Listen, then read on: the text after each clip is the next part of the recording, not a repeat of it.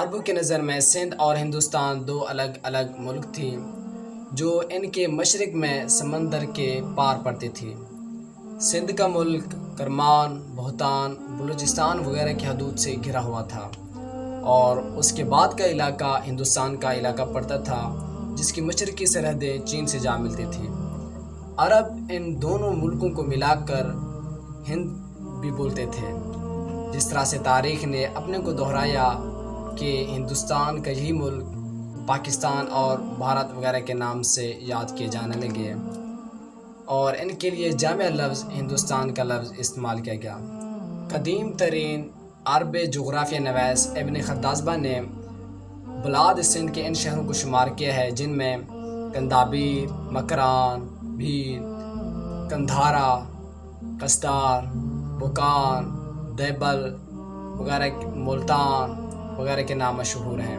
واضح ہے کہ ان ناموں کی ترتیب میں التزام نہیں ہے، بلکہ یہ صرف ملک سندھ کے چند شہروں کے نام دیے گئے ہیں۔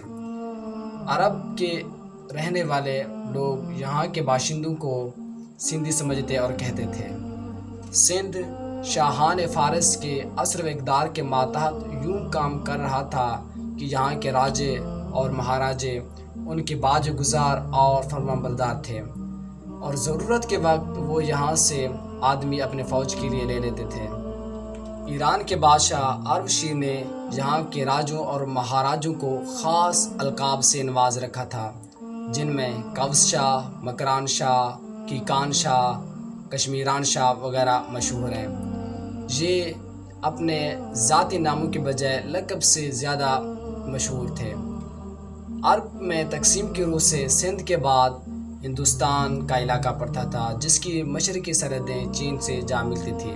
سندھ اور ہندوستان کے درمیانی علاقہ میں ایک کامل کا علاقہ پڑتا تھا جو جوناگڑھ یا بیکانیر وغیرہ کے کہیں اطراف موجود تھا، جہاں سندھ اور ہندوستان کی سرحدیں ملتی ہیں۔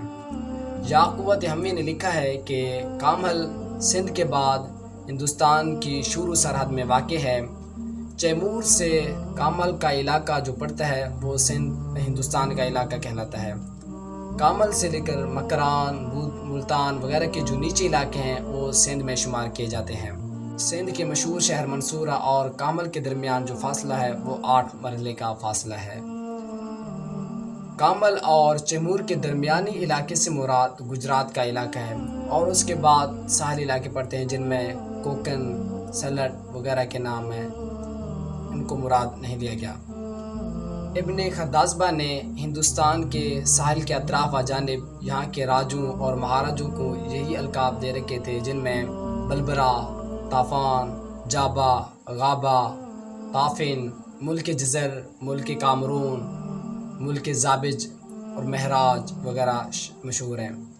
اسی طرح فارس کے بادشاہ اروشیر نے بھی یہاں کے راجوں کو خاص القاب سے نواز رکھا تھا، جن میں سے یہاں کے ایک راجے کو ریحان شاہ کے نام سے نواز رکھا تھا۔